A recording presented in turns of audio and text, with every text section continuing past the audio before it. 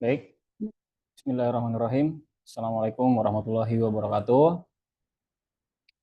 Alhamdulillahirabbil alamin wa bihi nasta'inu ala umuri dunya waddin. Asyhadu an la ilaha illallah wa asyhadu anna Muhammadan abduhu wa rasuluhu la nabiyya ba'dah. Allahumma shalli ala Muhammad wa ala ali Muhammad. Rabbi shrah li sadri wa yassir li amri wahlul 'uqdatam min lisani yafqahu qawli. Alhamdulillah, Bapak Ibu sekalian dan teman-teman baik yang hadir langsung di sekretariat Yayasan Bentala maupun yang hadir melalui Zoom meeting.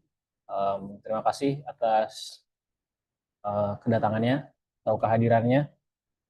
Alhamdulillah kita bisa kembali berkumpul di di malam Ahad untuk bersama-sama menyimak pemaparan dari narasumber kita, yaitu Saudara Andrianor. Kali ini pembahasan di Majelis Bentala Syuhada berkaitan dengan psikologi Islam. Jadi beberapa di sini ya yang saya tahu ada yang mendalami psikologi tapi juga ada yang mendalami psikologi Islam. Nah, dan itu psikologi Islam ini adalah suatu hal yang sebenarnya patut kita pertanyakan ya. Karena dua hal ini kan masing-masing memiliki definisi. Kemudian ketika disandingkan antara psikologi dan Islam, dia akan menimbulkan makna baru gitu. Tapi sebelum pemaknaan baru ini kita terima lalu kita amini, apakah definisi psikologi kemudian definisi makna Islam itu sendiri apakah sudah tepat? Nah, ini kan pertanyaan-pertanyaan yang perlu kita jawab. Dan ditambah lagi pertemuan kita khususnya umat Islam dengan dunia modern beserta turunannya yaitu ilmu-ilmu modern membuat kita juga memancing kita untuk turut andil dalam gelanggang tersebut. Akhirnya salah satunya kan nanti psikologi Islam. Bagaimana sih kita memformulasi psikologi Islam? Karena selama ini yang kita tahu psikologi itu ilmu umum, statement umumnya. Kemudian mana nih Islamnya? Kita butuh psikologi Islam karena kita orang Islam. Yang psikologi umum ini tidak kelihatan Al-Quran dan Sunnahnya. Nah, apakah harus seperti itu? Dan ketika kita mencoba mencari literatur tentang psikologi Islam, itu juga ternyata tidak tunggal, jamak, banyak literatur-literatur yang berkaitan dengan psikologi Islam. Dan ketika kita baca pun ternyata literatur A, B, C, D ternyata tidak senada juga, ada sedikit perbedaan satu sama lain. Lalu bagaimana kita menyikapi perbedaan tersebut? Lalu apa yang harus kita pilih? Yang mana yang harus kita pilih? Lalu pertimbangan-pertimbangan mana apa saja yang patut kita jadikan pertimbangan dalam menilai psikologi Islam. Nah, itulah yang kira-kira akan menjadi pembahasan kita malam ini, dan terkhusus malam ini sudah spesifik ya tentang tawaran Prof. Alparslan Asyigim terhadap psikologi modern dan psikologi Islam. Insya Allah sudah hadir, alhamdulillah sudah hadir bersama kita Saudara Andrianor. Semoga bisa menyampaikan materi sampai akhir ya. Gitu. Oke, baik. Marilah kita mulai MBS pada malam ini dengan bersama membaca basmalah. Bismillahirrahmanirrahim. Oke. Untuk selanjutnya saya serahkan pada Saudara Andrianor.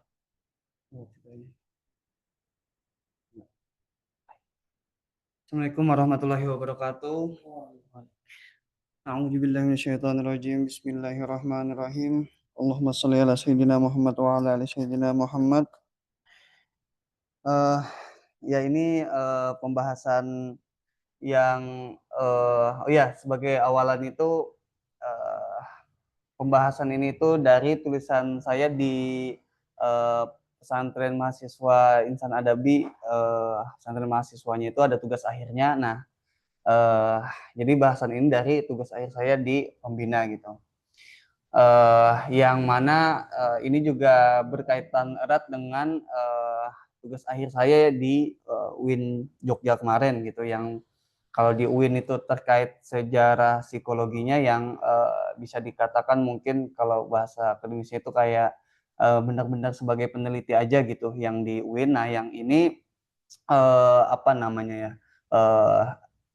terlihat saya ada arah tertentu gitu dari bahasannya gitu. Sudah terlihat bahwa ini suatu tawaran dari Prof. Alparslan Asyigim. gimana tuh bacanya, gitulah kira-kira. Ya. Nah, di apa namanya, saya ngambil tulisan beliau itu di salah satu buku yang semacam tulisan beberapa apa namanya, kolega, murid-murid dan apa namanya ya, orang-orang eh, dalam apa namanya, yang terkait dengan Syekh Muhammad Naqib Alatas, Profesor Syekh Muhammad Naqib Alatas. Nah, ini salah satu persembahan Prof. Alpaslan untuk beliau gitu, tulisan ini. Nah, tulisan ini komparasi Alpaslan terkait apa namanya, semacam penyelamatan psikologi yang udah di apa, reduksi habis-habisan untuk diselamatkan biar kembali bermetafisik gitu. Tetapi sekaligus memisahkannya dengan psikologi modern gitu. Jadi nggak hanya apa namanya, nggak hanya kembali tentang kejiwaan, bahas jiwa gitu, yang itu tak terlihat, tapi juga menempatkan psikologi modern sebagaimana di tempatnya gitu. Nah, itulah kira-kira sebagai awalannya. Presentasinya udah kelihatan nggak?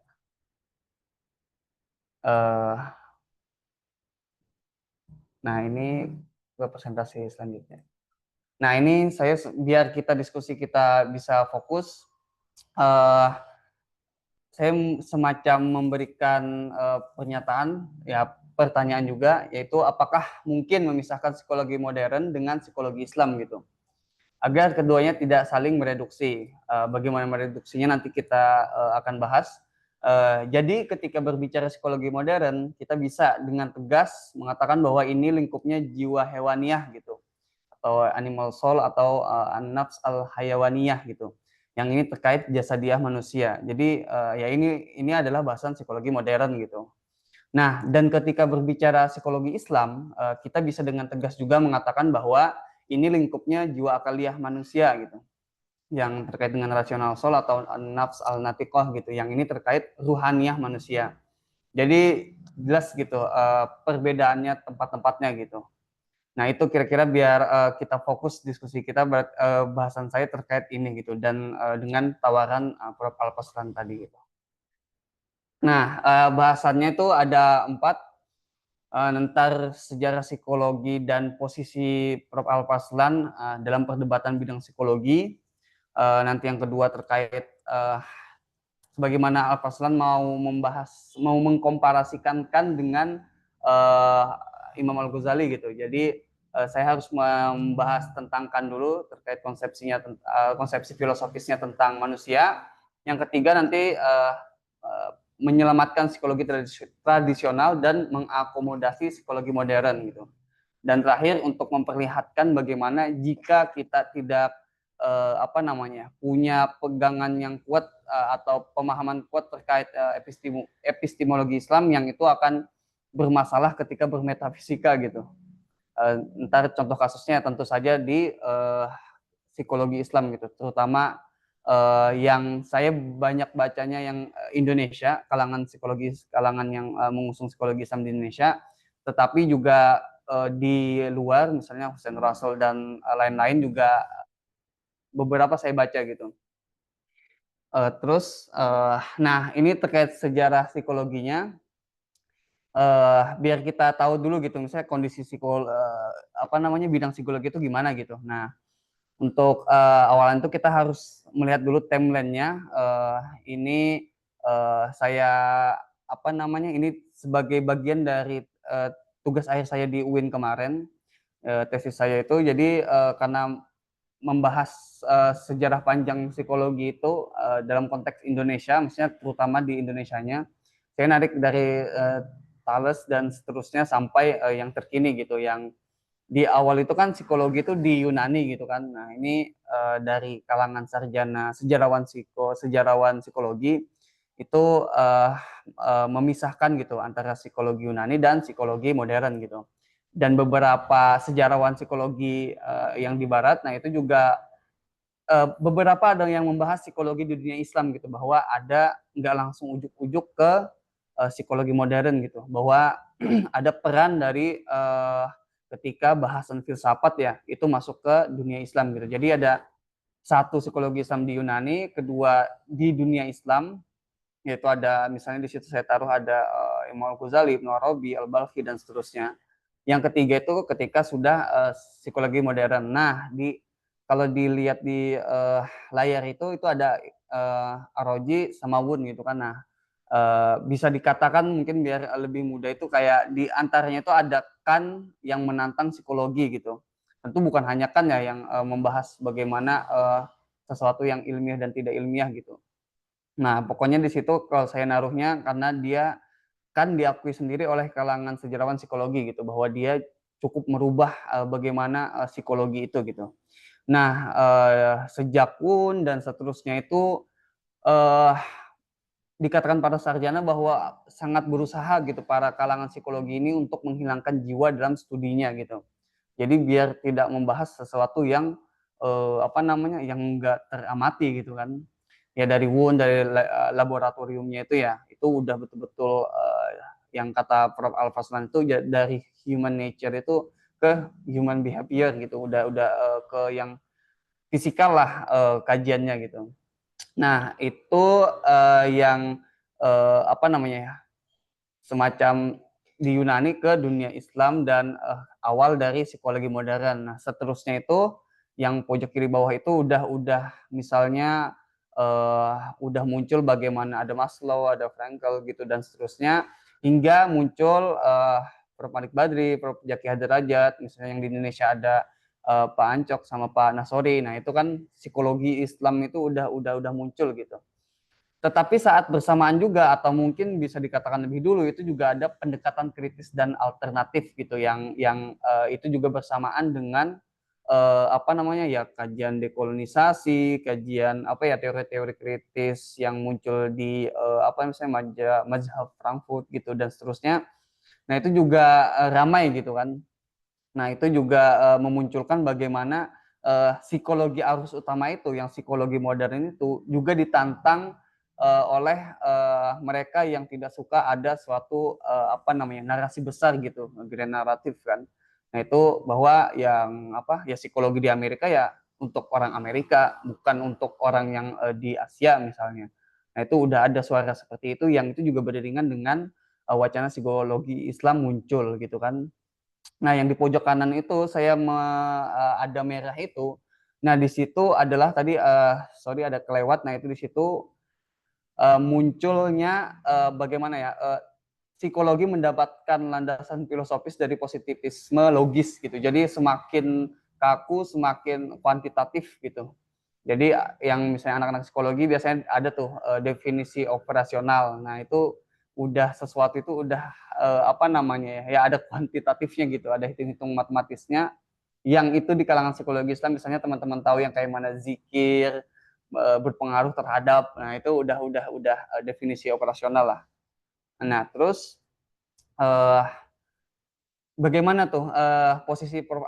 Al-Faslan terhadap yang tadi misalnya kayak rangkumannya ya apa dari kalangan pendekatan kritis dan alternatif tadi melihat bahwa psikologi itu pemiskinan epistemologis gitu. Jadi yang epistemologi tertentu yang diterima dan pengistimewaan suatu metode gitu.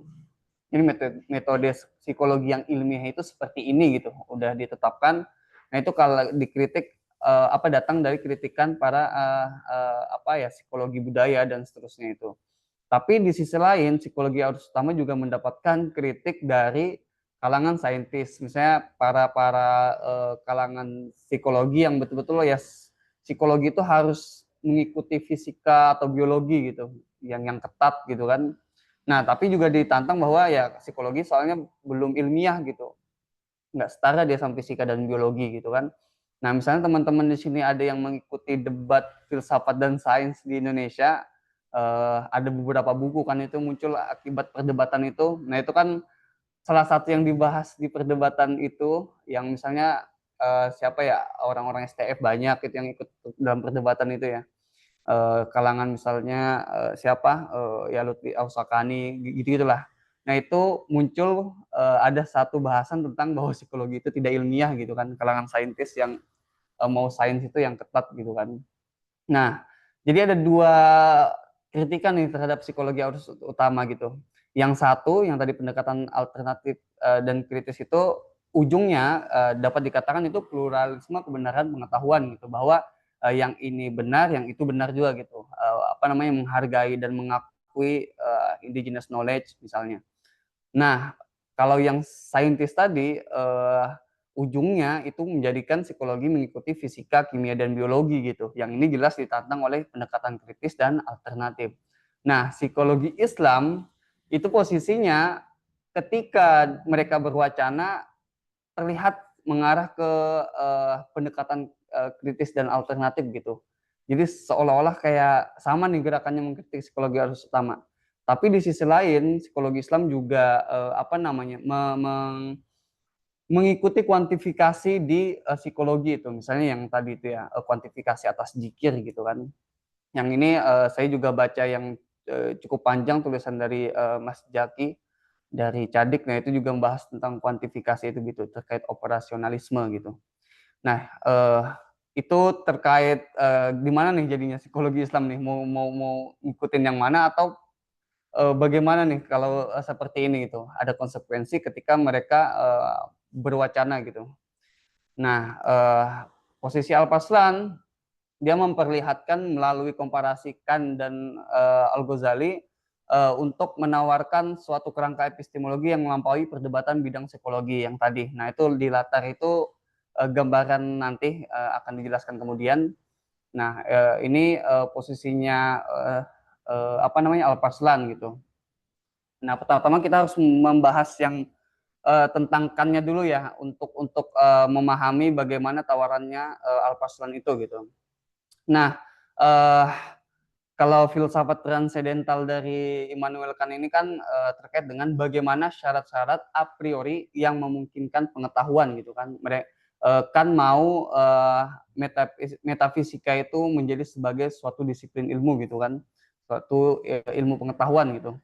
Nah, filsafat transendental ini terkait dengan bagaimana kita sebagai subjek itu memahami objek ya, atau dengan sederhananya bagaimana dunia ini kita pahami gitu kan.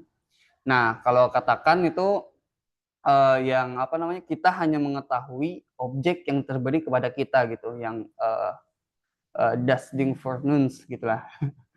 Gak tahu ya itu gimana bacanya, kira-kira gitulah. Atau fenomena, jadi yang kita hanya mengetahui fenomena gitu, yang tampak, yang bisa kita lihat gitu. Nah, dan kita tidak tahu objek pada dirinya sendiri gitu, yang das Ding an sich itu, yang apa itu nomena gitu. Ntar terkait fenomena dan nomena ini kita jelaskan kemudian. Nah, apa namanya, jadi kategori-kategorikan ini itu untuk memahami bagaimana kita melihat sesuatu gitu. Misalnya yang digambar itu yang juga dipakai oleh Fitzgerald Sitorus, ada pengkajikan di Indonesia, dan banyak apa namanya, dia membahaskan di berbagai video di YouTube kalau misalnya teman-teman mau lihat. Nah, dia mencontohkan bahwa apa namanya itu, kategorikan ini untuk melihat dunia itu seperti kacamata gitu, yang sudah telah selalu memframe setiap objek sesuai dengan kategori atau kacamata tersebut gitu. Jadi ketika melihat sesuatu itu udah ada di kepala kita gitu, ada di pikiran kita gitu.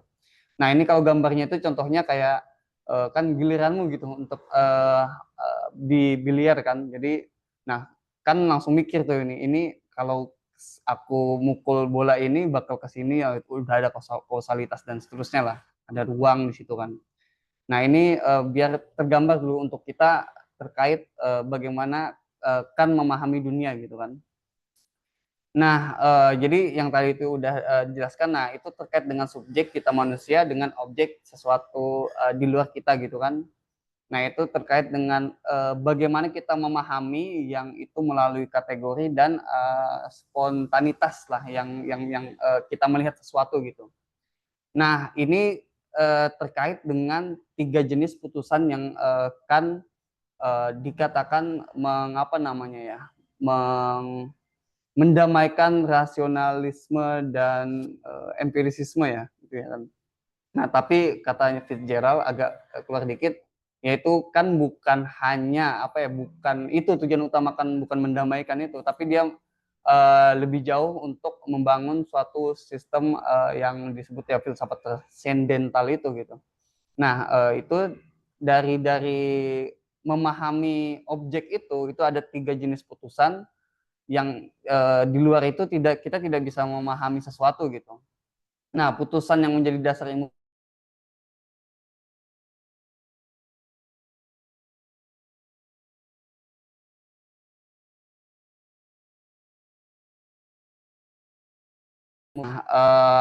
yang ketika di luar itu, di luar 12 kategori itu, nah itu yang kita tidak tahu itu misalnya kayak apa yang disebutkan itu Tuhan kita nggak bisa tahu, tentang kebebasan, tentang kosmologi yang keteraturan itu, dan tentang keabadian atau immortalitas jiwa gitu.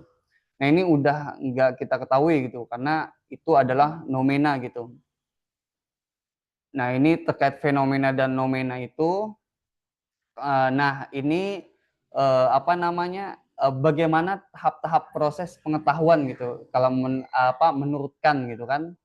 Jadi kita itu pertamanya melihat objek itu yang tampak itu kita lihat penampakannya. Nah ini kan dari penginderaan kita kan. Nah terus kita mengintuisi yang spontanitas itu eh, eh, di intuisi itu terkait dengan sensibility masih.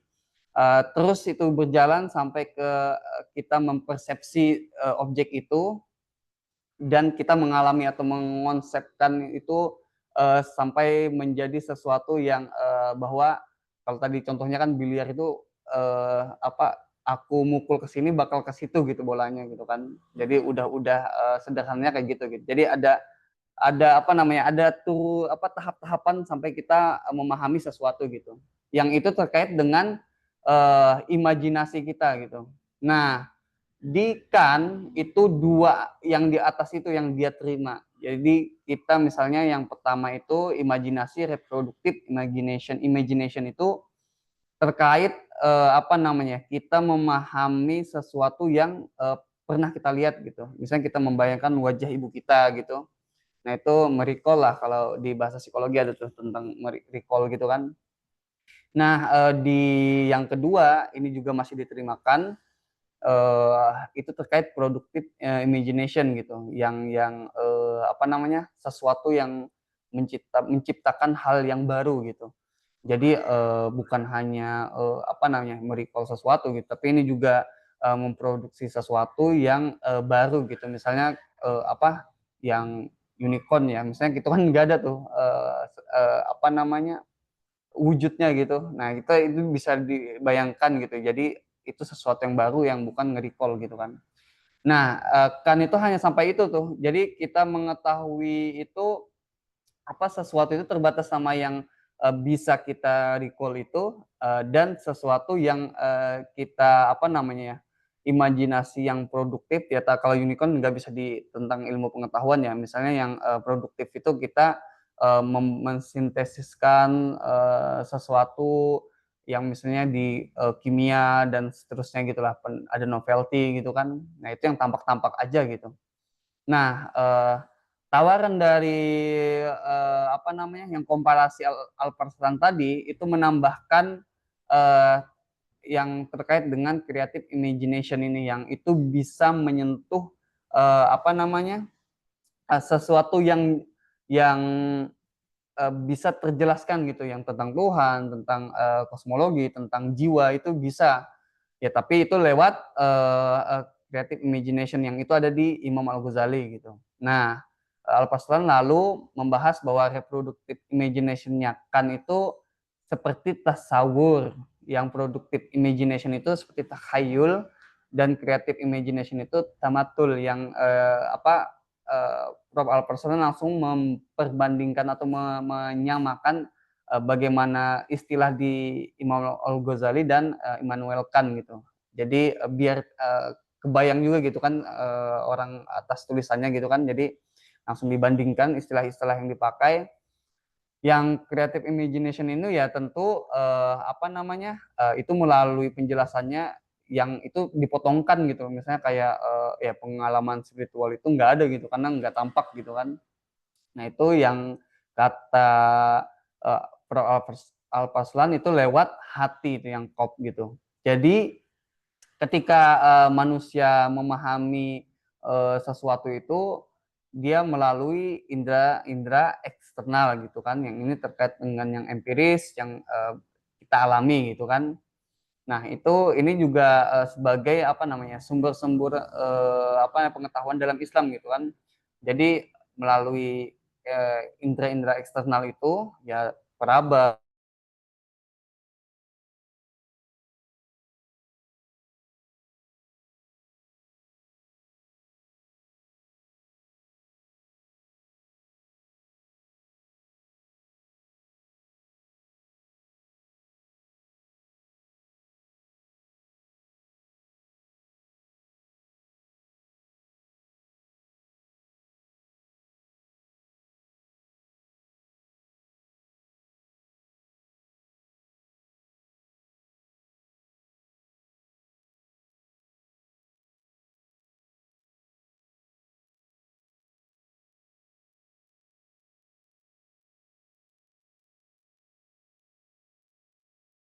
Nah itu.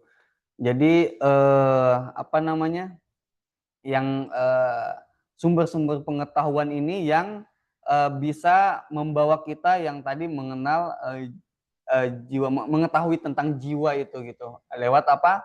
Lewat yang kalau katanya, kalau bahasakan itu ya alam yang transcendental itu gitu.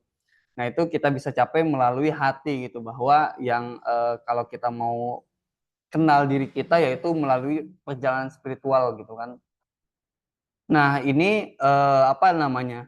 Inilah penjelasan kan melalui Imam apa penjelasan Prof. Al-Faslan dengan mengkomparasikan Kant dan Al-Ghazali gitu. Jadi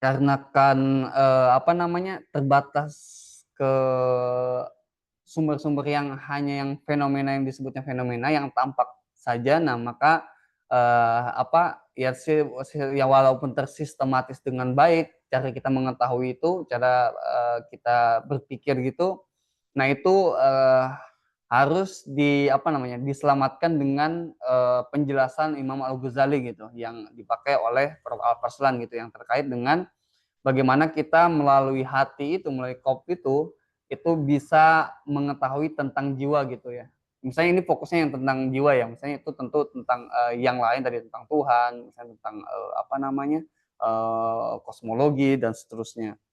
Nah ini terkait jiwa, jadi kita bisa menggunakan yang apa namanya memahami dengan epistemologi Islam gitu. Jadi penggalian tentang manusia ini benar-benar kita ya memakai segala yang diakui sumber-sumber pengetahuan dalam Islam gitu, dan apa namanya mengakomodasi eh, apa temuan-temuan sains yang sudah ada, yang misalnya juga misalnya kayak apa ya bukan hanya kan ya yang sistematis, yang psikologi modern itu sendiri udah tersistematis gitu kan, udah jelas, udah ada tuh di misalnya kayak kita yang kuliah misalnya yang di jurusan psikologi udah jelas tuh bahasan-bahasannya, yang itu ya tinggal bagaimana kita memeriksanya dengan epistemologi Islam itu gitu. Nah, tawarannya Prof. Al-Faslan itu, jadi kita katanya bisa membagi bahasan psikologi menjadi tiga, yakni tentang the nature of man yang terkait asal usul, terkait tujuan dan sifat dasar manusia gitu.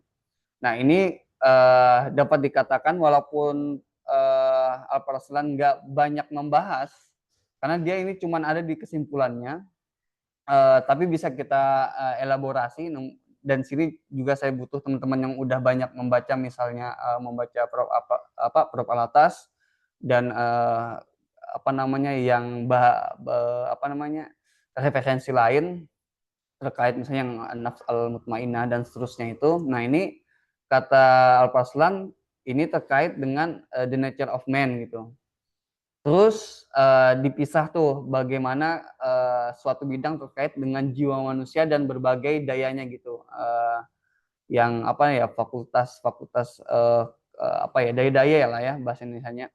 Nah, ini bahasan tentang ya jiwa manusia, apa akaliahnya, terus jiwa hewaniahnya, terus jiwa vegetatifnya. Nah, ini bidang kedua yang dari apa namanya, pembagian dari Alparslan gitu, tawarannya gitu kan.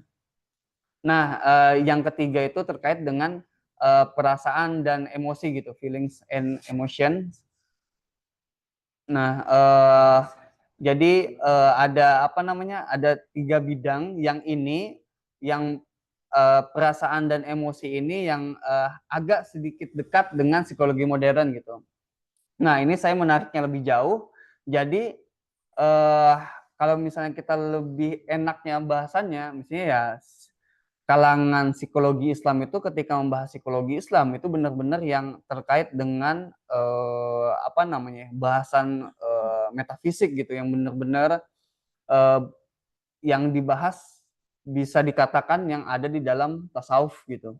Nah, ini di kalangan psikologi Islam eh, beberapa mengkritik karena eh, kalangan psikologi Islam ketika membahas yang tazkiyatun nafs, yang tasawuf gitu, eh, misalnya diterapkan di dalam terapi, itu yang apa ya, penerap terapisnya jadi penerapi. Jadi lucu ya. Nah, terapisnya itu ketika misalnya mau apa namanya ya, misalkan jiwanya sakit, berarti diobati oleh ya terapis gitu. Yang terapisnya juga tidak memenuhi apa namanya ya, seorang yang menjadi apa, mursyid gitu, sufi gitu kan, yang bisa memperbaiki jiwa gitu. Nah, itu ada yang mengkritik kayak membahas nafs al-mutmainnah dan seterusnya itu, tapi si pengkaji, si terapis pun belum mencapai kondisi spiritual tinggi yang tertentu itu gitu.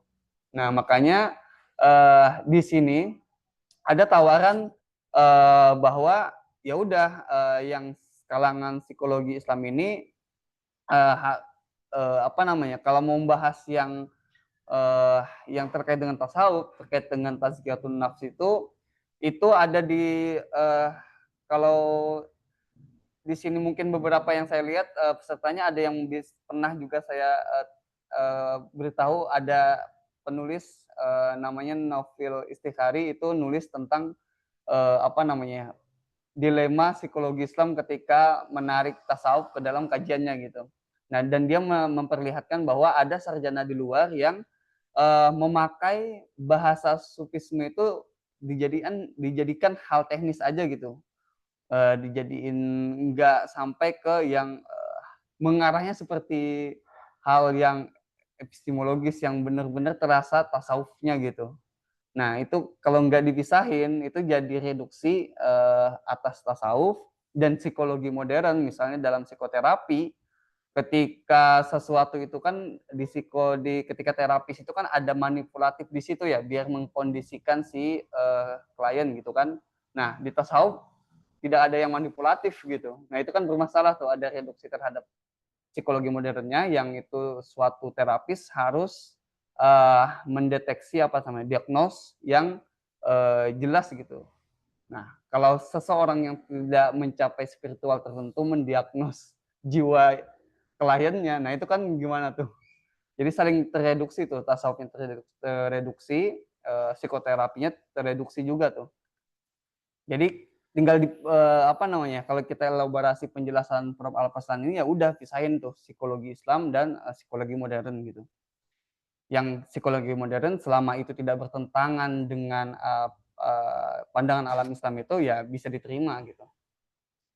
Nah, jadi melalui tawaran Prof. Alparslan ini yang bisa mengakomodasi pendekatan kritis dan alternatif tadi, tetapi juga bisa mengakui capaian empiris sains modern gitu, psikologi modern itu, yang selama tidak bertentangan dengan pandangan alam Islam terhadap wujud. Selain itu juga, dan ini yang utama, tawarannya sejalan dengan tradisi Islam gitu. Sebagaimana usaha Islamisasi Alatas, kalau misalnya teman-teman udah baca kan, nah itu melalui tradisi Islam, para sarjana muslim bidang psikologi yang sesuai kemampuannya masing-masing dapat menentukan hakikat, tahqiq dalam menjelaskan sesuatu melalui wahyu gitu. Jadi ketika kalangan psikologi Islam itu benar-benar misalnya kayak mengikuti tawarannya Al-Farslan ini, jadi udah bisa memisahkan mana di psikologi modern yang bisa kita terima dan mana yang psikologi Islam yang mengarahnya ke tasawuf itu yang bisa kita gunakan untuk menerapi.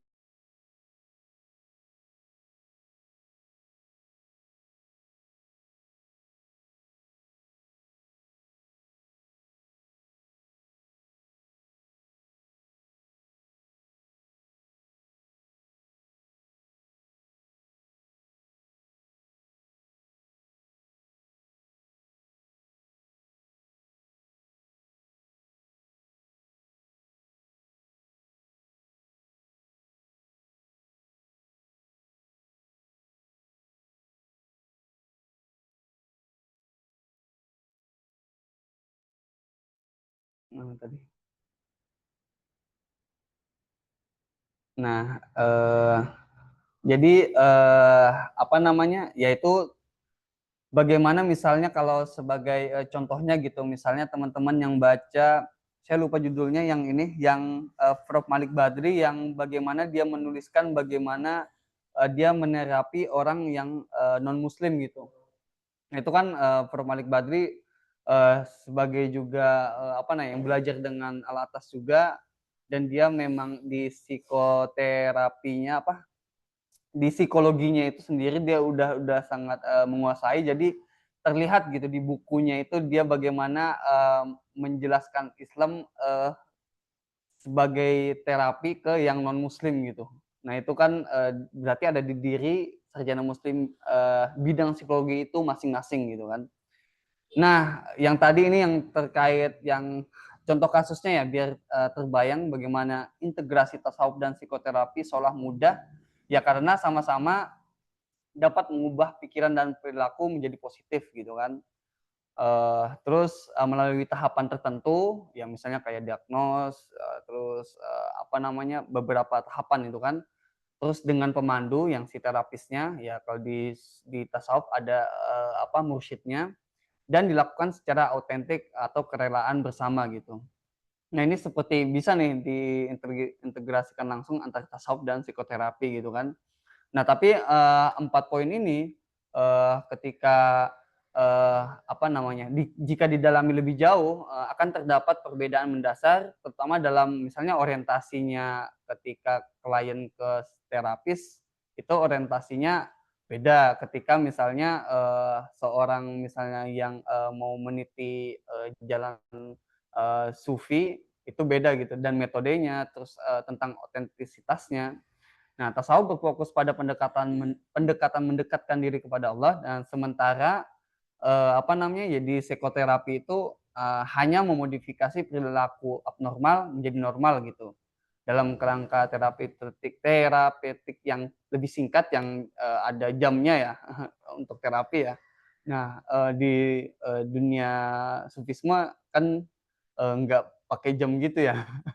Nah, itu kan beda gitu, kalau ini diintegrasikan itu kan bisa mereduksi tasawufnya dan bisa mereduksi psikoterapinya. Misalnya sebagai contoh, di psikoterapi itu di beberapa, apa namanya ya, kalangan yang mengusung psikologi Islam, itu ada yang langsung mengaitkan antara ketika, seseorang itu punya penyakit mental tertentu karena jauh dari Allah gitu, maksudnya langsung langsung langsung ke sana gitu, langsung apa namanya, ini kurang zikir, coba zikir gitu. Itu ada di buku kalangan yang mewacanakan psikologi Islam gitu. Nah, ini ketika ada lompatan seperti itu untuk mendiagnos klien ini jadi mereduksi psikoterapinya itu gitu. Nah, itu kan bermasalah gitu ketika integrasi ini dapat dikatakan terburu-buru gitu. Nah, gitu. Kembali ke slide awal tadi. Nah, apakah mungkin gitu biar apa namanya kita bisa mendiskusikan pemaparan ini bersama yang saya juga butuh untuk apa namanya siapa tahu ada yang salah bisa dikoreksi gitu. Nah, ini untuk teman-teman yang misalnya mau baca yang tadi saya sebutkan, yang saya tulis, itu sumber-sumbernya itu dari ini untuk daftar bacaan lebih lanjut. Gitu. Nah, ya udah. Terima kasih. Wassalamualaikum warahmatullahi wabarakatuh. Waalaikumsalam. Ya, baik, terima kasih Mas Aan atas pemaparannya. Apa namanya? Tadi kita sudah menyimak bersama ya, bagaimana antara psikologi modern kemudian jadi apa namanya variabel-variabelnya psikologi modern, kemudian Islam, psikologi Islam, kemudian psikoterapi dan tasawuf itu semua tadi berusaha masaan dudukan ya masing-masing pada tempatnya. Meskipun sebenarnya kalau mau kita clearkan lagi akan butuh waktu yang lebih panjang. Dan mungkin bagi teman-teman yang ingin berdiskusi secara spesifik bisa langsung berdiskusi pada sesi selanjutnya, pada sesi tanya jawab terkait hal tersebut. Oke, kami buka dulu yang dari peserta luring yang hadir langsung di sini. Ada yang ingin berdiskusi atau bertanya? Oh ya, silakan silakan. Sebentar, mic-nya silakan diambil. Oke.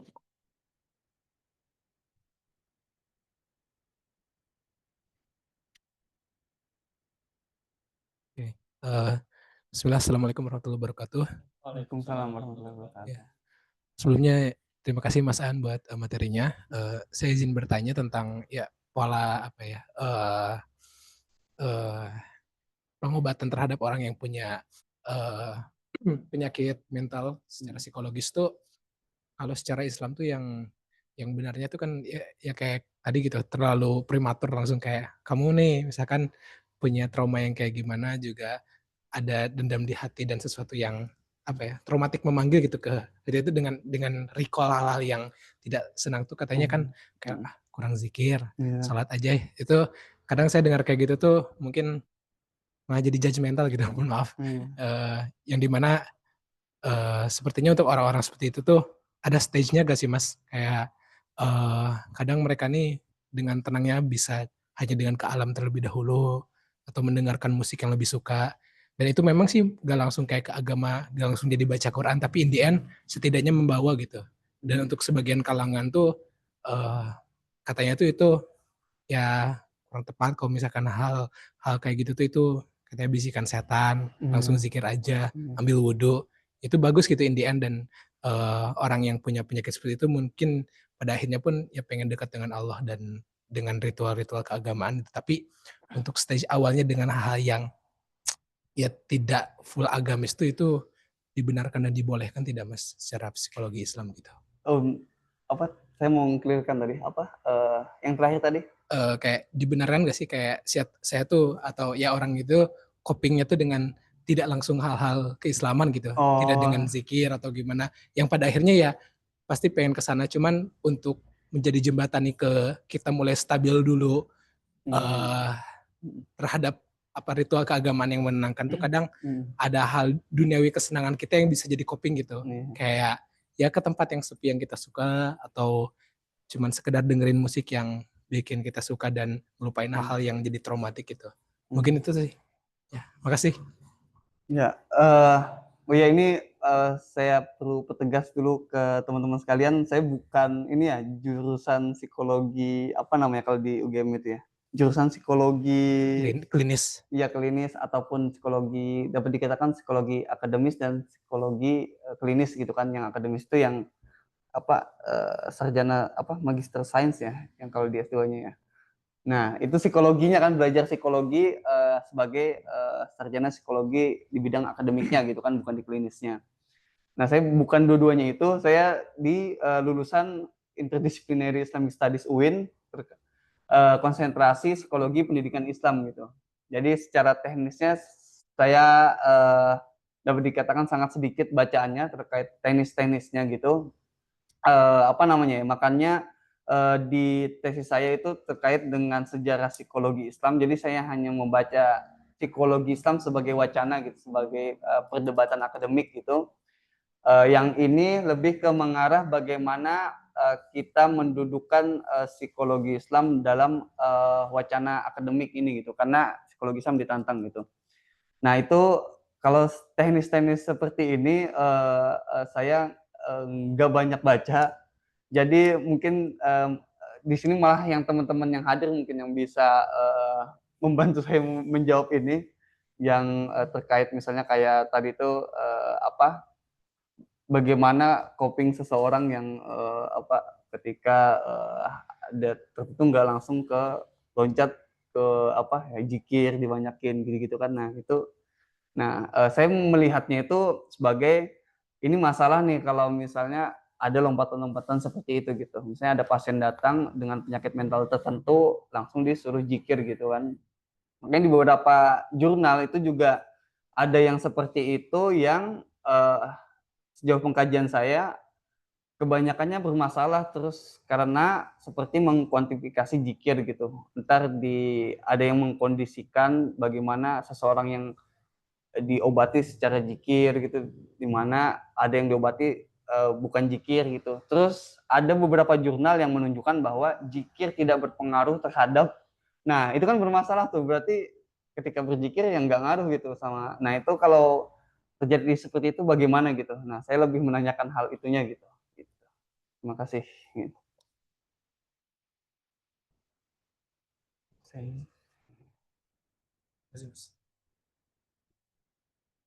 Oke, baik, terima kasih. Selanjutnya yang luring ada lagi? Oh ya, boleh, boleh, boleh. Tahu tambahkan yang luring ya.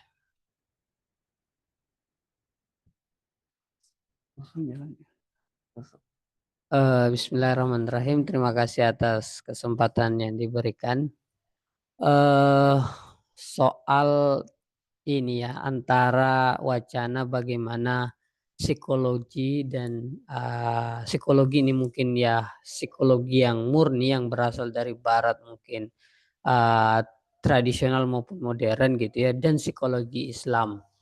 Kadangkala memang dilemanya adalah keinginan psikologi Islam ini apakah dia ingin membangun satu tren berpikir keilmuan sendiri atau mengadopsi psikologi dari barat gitu ya, atau psikologi yang asalnya tidak dari Islam kemudian dicarilah labeling Islamnya gitu. Kalau saya juga tidak terlalu paham dengan teori integrasi, tapi salah satu yang disampaikan teori integrasi yang pernah saya baca dari buku integrasi ilmunya Muhammad Rafiq Muzakir, itu dia menekankan bahwa kadangkala memang satu cabang ilmu tidak harus melulu dilabeli Islam gitu ya, bahwa ada keilmuan yang memang pure lahir bukan dalam tradisi Islam, sehingga itulah kepentingan dari upaya mengintegrasikan sehingga ada Islam dan ada ilmu psikologi sehingga tidak perlu ada lagi labeling seperti ini. Nah, pertanyaan saya bagaimana seorang Al-Paslan ini melihat fenomena ini, fenomena sebagai psikologi sebagai sebuah wacana berpikir sejak awal, kemudian ada wacana baru tentang psikologi Islam. Terima kasih. Ya, di papernya yang Al-Parslan itu yang terkait komparasinya Khan dan Ghazali ini, di situ dia nggak ada bahas soal ini ya, bahas misalnya wacana integrasi ilmu itu nggak ada dibahas. Tapi kalau misalnya kita lihat bagaimana tawarannya itu, yang apa namanya ya, dia juga ada eksplisit menyebutkan bahwa kalau ini berhasil, pembagian tadi berhasil, misalnya kayak manusia dikaji the nature of man-nya itu yang tujuan manusia, asal usulnya gitu, terus terkait daya-dayanya, fakultinya manusia. dan terkait emotionnya tadi itu, perasaannya itu. Nah, katanya kalau berhasil ini, nah itu bisa dikembangkan lebih jauh terkait dengan apa ya, kesosialan gitu. Jadi kalau apa namanya, dia betul-betul bisa dikatakan tidak ada label Islam gitu. Maksudnya nggak langsung, wah ini psikologi Islam gini nih seharusnya gitu. Nah, tapi dia betul-betul memisahkan gitu. Jadi apa namanya, kalau ini berhasil, kita misalnya Muslim, sarjana Muslim itu bisa menyumbangkan sesuatu bahwa ya manusia itu nature-nya begini gitu. Nah, dia lebih ya mungkin bisa dikatakan mungkin sama tuh mirip-mirip mungkin sama Pak Rofik gitu kan, yang terkait tawaran tentang integrasi yang bukunya dua buku yang bahas tentang integrasi itu ya. Nah, itu mungkin arah beliau ke sana mungkin ya. Jadi ya udah yang misalnya kayak hal ini mungkin secara praktisnya mungkin berfungsi gitu kan, tadi kalau kita mengkaji tentang manusia itu nanti hasilnya tentu panjang jalannya ya.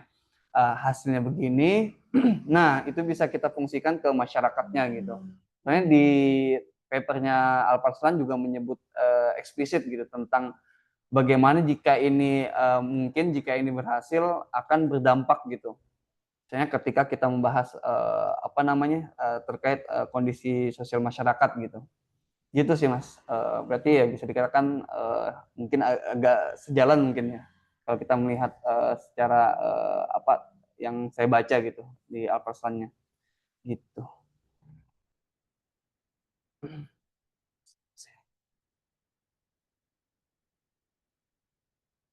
Baik, yang luring ada lagi? Kalau tidak ada kita alihkan ke daring ya. Di si daring kita mulai dari yang raise hand dulu deh. Silahkan, sini sudah ada Mas Husain Zahrul Muhsinin. Silakan Mas Husain. Sebentar.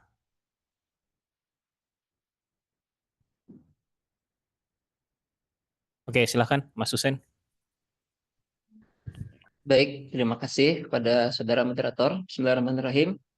Mohon izin sedikit berdiskusi dengan saudara pemateri ya, terkait dengan bagan yang tadi ditunjukkan, bagan yang ada garis merahnya itu ya.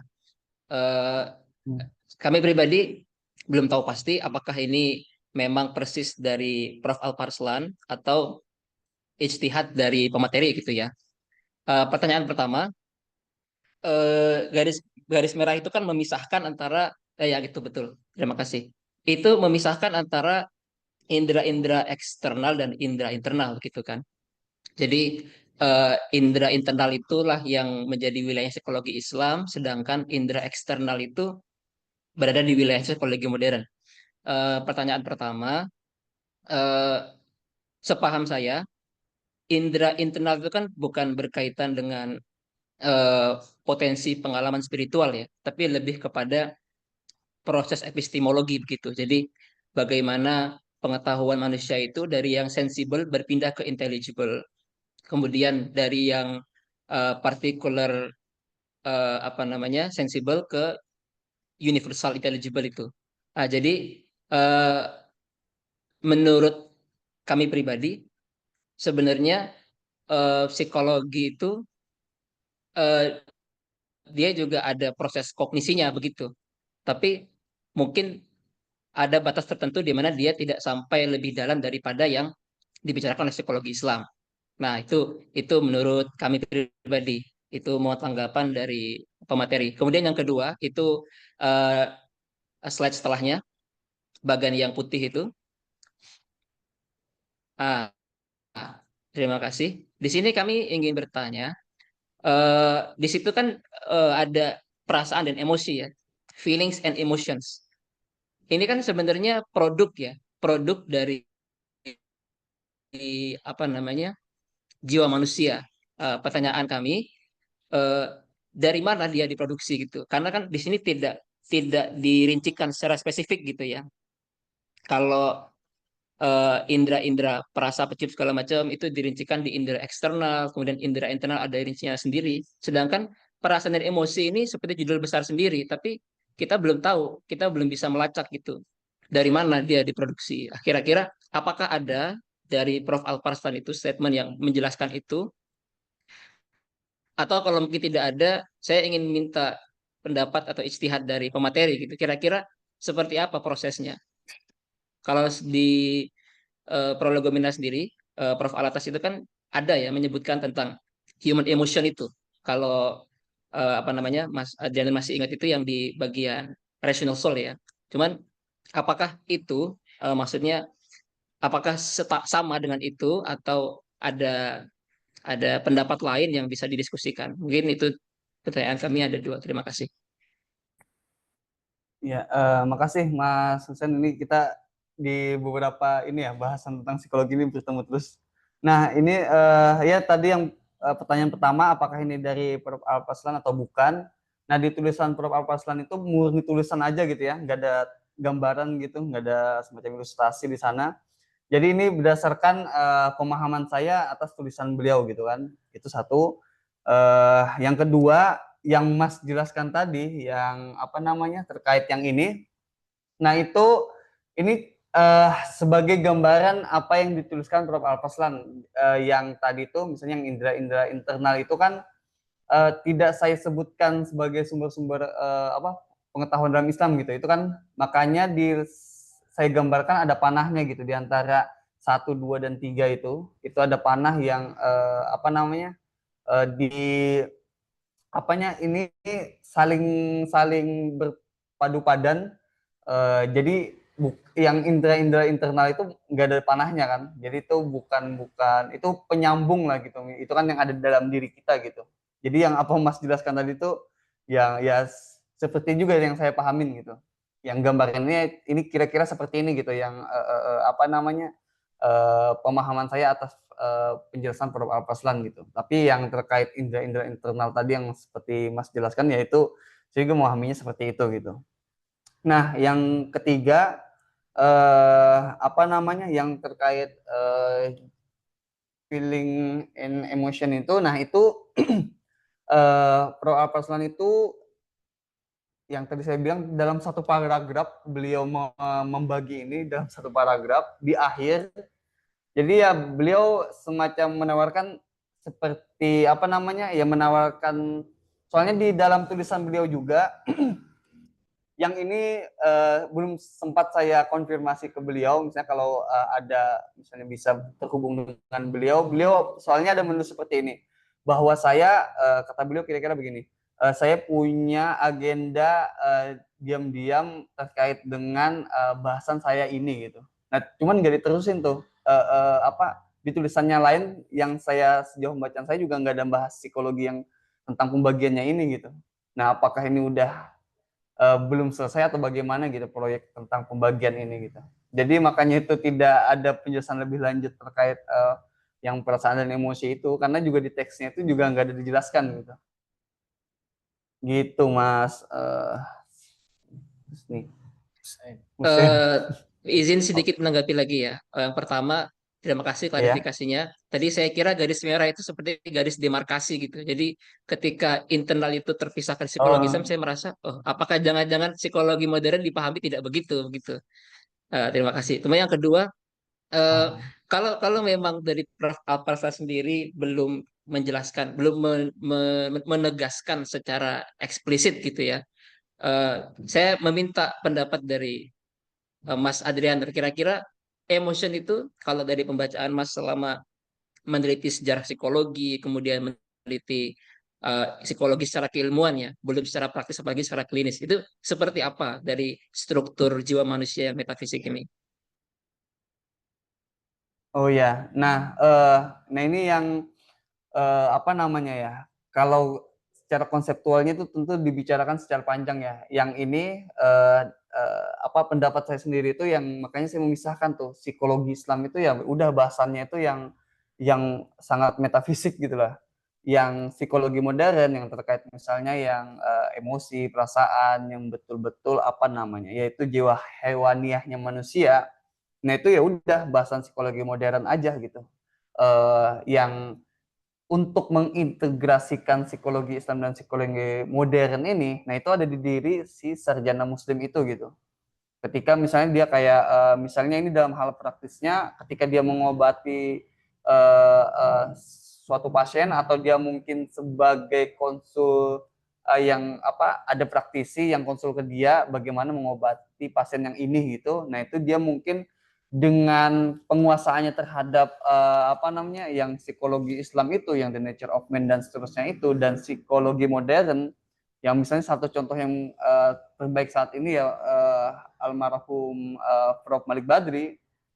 Nah itu udah dipisahkan aja gitu. Jadi yang psikologi Islam ya bahas itu, psikologi modern bahas itu.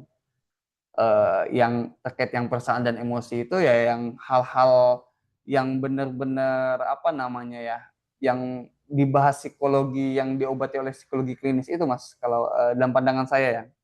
Nah terkait yang misalnya lebih ke konseptual metafisiknya, nah itu saya belum jauh ke sana gitu membahas itu gitu Mas.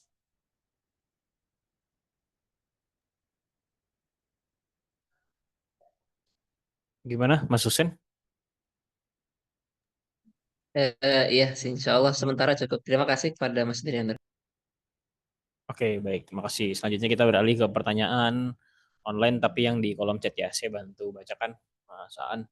Dari Bu Maya Sukmakiat, terima kasih Pak Andrianor, sangat menarik dan insightful. Izin bertanya, tadi ada pernyataan dalam psikologi Islam tidak ada sistem manipulasi pasien. Bisa diberikan contoh teknik manipulasi dalam psikologi? Apakah seperti teknik NLP, hipnoterapi, atau lainnya? Terima kasih. Oh, nah ini sudah saya tegaskan di awal, ini teknis ya. Saya membahasnya terkait dengan perdebatan atau wacana itu gitu. Nah, yang tadi manipulasi tadi, nah itu psikologi Islam dalam bahasan tasawuf gitu, yang bagaimana para yang menggagas psikologi Islam biasanya mengaitkannya dengan tazkiyatun nafs atau tasawuf gitu.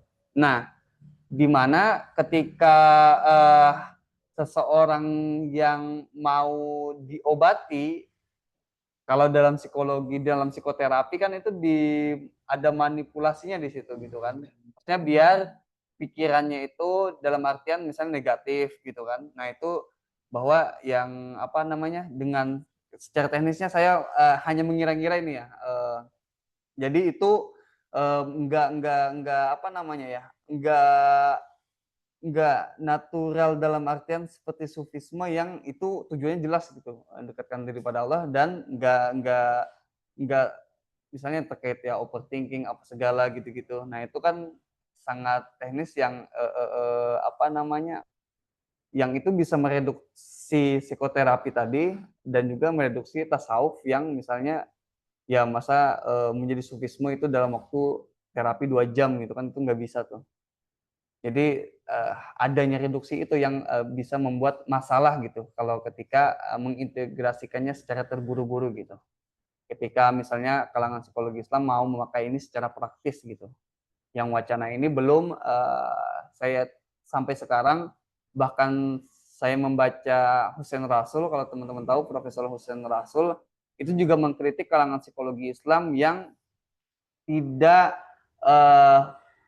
paham dengan baik tradisi Islam itu sendiri gitu. Beliau dengan eksplisit mengatakan kalangan psikologi Islam tidak bisa membaca membaca kitab lah dalam sederhananya ya. Maksudnya ilmu-ilmu tentang Islam dan ilmu-ilmu alatnya gitu. Profesor Hussein Rasul sendiri mengeksplisitkan itu gitu, bahwa ya ini masalah kalangan psikologi Islam kata beliau, dan beliau adalah dapat dikatakan pentolannya psikologi Islam terkini gitu. Oke. Beralih ke pertanyaan selanjutnya dari Pak Farhan. Bagus pertanyaan luring yang pertama. Saya melihat fenomena anak muda, tekanan mental, masalah percintaan, asuhan, pergaulan, dibanding bertanya ke kiai kampung yang kemungkinan jawabannya banyakin zikir atau perkhusus sholat, mereka lebih tertarik ikut kajian modern yang memang para asatid mampu menjawab, mengolah dalil dan lebih relate untuk penanyanya. Tapi kan kalau dilihat latar belakang beberapa asatid kurang relate dengan kasus yang jamaah alami. Apakah psikologi Islam lebih cocok mengambil peran tersebut, terutama dengan mayoritas penduduk Indonesia yang Muslim? Nah, itu dapat dikatakan udah dari Prof. Zaki Darajat ya, itu di 1970-an. Nah, itu adalah usaha beliau gitu. Di mana misalnya beliau secara praktisnya beliau membuka konsultasi di rumah beliau gitu, yang di kantor Kemenak kalau nggak salah di 1970-an itu udah diusahakan Prof. Zaki Darajat gitu. Misalnya usahanya udah dari usaha psikologi Islam itu. Sebagian kalangan psikologi Islam kan mengklaim bahwa Zaki Darajat adalah bagian dari kalangan psikologi Islam. Sebagian yang lain itu mengatakan bahwa ya beliau prawacana gitu. Nah, terlepas dari itu ya usaha untuk bagaimana psikologi Islam ini berguna secara praktis itu udah dilaksanakan di 1970-an itu, yang sampai sekarang juga ya misalnya kalau misalnya mau psikologi Islam ini dapat dikatakan berguna gitu, nah itu bagaimana tuh misalnya tadi itu yang kalangan asatis gitu kan, yang punya banyak jamaah, misalnya kayak memanggil kalangan psikolog yang misalnya itu dari jamaahnya juga untuk membicarakan tentang misalnya buka secara teknisnya ya, di tesis saya juga membahas bagaimana kalangan sarjana muslim ini menjadi kan kritiknya psikologi ini kan terlalu ada entrepreneur, terlalu jauh, terlalu mahal gitu kan. Nah, di tesis saya itu juga membahas teknisnya bahwa ya kalangan psikologi Islam bisa nggak mengambil peran di dalam masyarakat untuk membuat psikologi ini dapat diakses oleh banyak kalangan gitu. Ya tadi itu juga misalnya kayak di jamaah gitu kan, jamaah misalnya pengajian, terus misalnya ada dana untuk membayar psikolog gitu kan. Nah, itu bisa tuh yang misalnya psikolognya juga ngaji sama ustadz itu gitu kan. Nah, maksudnya secara teknisnya kalau itu misalnya digerakkan oleh kalangan psikologi Islam, misalnya mau benar-benar mau praktis nih. Nah, itu bagaimana misalnya menjawab, misalnya kalau karena saya sebagai Pak Mil ya, itu dan Bu Mil, nah itu misalnya secara teknisnya bagaimana suami, bagaimana istri ketika sedang mengandung gitu kan. Nah, itu kan perlu banyak kekuatan mental. Nah, itu bagaimana tuh kalangan psikolog mengambil peran itu gitu. Kalau misalnya mau wacana ini berguna secara praktis gitu. Kira-kira gitu, Mas Farhan. Oke, baik. Selanjutnya, silakan jika ada yang mau ditanyakan lagi, luring maupun daring. Dari yang luring masih ada yang mau berdiskusi. Oh, yang daring ada lagi yang raise hand. Silakan Mas Husain. Baik, mohon maaf saya menambah ya. Kalau tadi saya bertanya, sekarang mungkin ingin sedikit sharing ya. Mungkin baik kepada teman pemateri atau kepada teman-teman yang lain. Eh, Beberapa uraian tadi itu seperti menyentak saya gitu ketika mendengar Mas Adrianur itu menyebut psikologi Islam itu wilayahnya metafisik aja. Yang sebelah kiri itu kan tadi yang wilayah filosofis, kemudian segala macam itu. Kemudian dari pertanyaan Mas Farhan barusan itu, apakah psikologi Islam itu bisa mengisi solusi-solusi praktis yang memang lebih diminati pemuda? Eh, saya izin sedikit sharing terkait pergelutan kami dengan psikologi Islam ini ya. Kami pribadi bukan latar belakang anak psikologi, tapi dari studi Islam gitu ya, bidang akidah filsafat gitu. Yang kami temukan wacana psikologi Islam itu banyaknya muncul itu bukan dari kalangan studi Islam, tapi justru dari kalangan eh, apa namanya psikologi. Jadi orang-orang yang mengkaji psikologi menemukan ketidakcocokan dengan nilai-nilai Islam, baru mereka membawa semangat untuk psikologi Islam gitu. Sedangkan kalau eh, di kalangan studi Islam sendiri itu seperti tidak mungkin bahasa Jawanya tidak umum gitu ya, tidak ada semangat yang terlalu menggebu-gebu untuk kita harus mengisahkan psikologi segala macam, enggak gitu. Jadi seperti ada dua kebutuhan yang berbeda. Alhamdulillah kami juga sempat berinteraksi dengan beberapa guru psikologi Islam ya, seperti Prof. Subandi, Dr. Bagus Riono, kemudian Pak Hana Bastaman di UI itu, kemudian Pak Fuad Nasori juga. Seringkali satu ungkapan yang saya notice dari beliau-beliau itu adalah kita itu harus membumikan psikologi Islam. Jadi beliau itu mengungkapkan seakan-akan psikologi Islam terlalu langit gitu ya, berbicara metafisika, wahyu segala macam. Nah, itu tuh harus membumikan psikologi begitu. Yang saya tangkap jangan-jangan memang psikologi Islam itu urgensinya bukan di urgensi filosofis, tapi di urgensi praktis gitu ya. Karena kalau kita berbicara filsafat jiwa, psikologi kan bukan yang pertama gitu. Sudah banyak dibicarakan bahkan sejak filsuf Yunani gitu. Sebagaimana psikologi Barat itu muncul karena urgensi praktis gitu ya. Bukan karena Barat tidak memahami jiwa kan, karena Barat sendiri juga sudah sama tuanya gitu membicarakan jiwa sebagaimana sebagaimana ulama Muslim juga. Jadi terkait membicarakan jiwa itu sudah lama, tapi untuk kebutuhan praktis psikologi itu baru muncul di akhir abad 19 itu. Nah, setelah tadi mendengar beberapa statement, kemudian kami coba renungkan, kami mencoba menawarkan gitu ya. Ini belum sebuah apa namanya tesis yang pasti gitu, tapi sekedar menawarkan asumsi kira-kira seperti ini. Bagaimana menurut teman-teman sekalian? Jangan-jangan psikologi Islam itu ya sama juga untuk memenuhi kebutuhan praktis, sebagaimana psikologi Barat juga muncul karena itu gitu. Kalau yang kami pahami sebenarnya psikologi Islam itu bukan ke sesuatu yang apa namanya benar-benar berdiri sendiri gitu ya, tapi lebih dia itu sebagai counter wacana, kritik wacana gitu lah. Jadi psikologi sendiri kan lahir karena urgensi-urgensi praktis, tapi merumuskan metode-metodenya, terapi-terapi segala macam itu banyak yang nggak sesuai dengan Islam.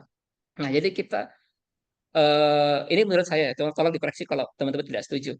Kalau kita apa namanya meminjam pendapat para filsuf yang sangat filosofis itu untuk menjawab itu kan levelnya memang jauh berbeda begitu. Apakah memang psikologi Islam itu dimaksudkannya untuk menyentuh wilayah praktisnya gitu. Jadi sebagaimana psikologi tidak sesuai dengan Islam, maka psikologi Islam itu hadir untuk menawarkan solusi praktis wilayah filosofinya aja, tapi harus bisa merumuskan metodologinya sendiri, kemudian metode terapinya sendiri, dan seterusnya. Ini juga salah satu sharing kami dengan salah satu kawan yang kuliah psikologi, kebetulan sempat bertemu dengan Prof. Malik Badri,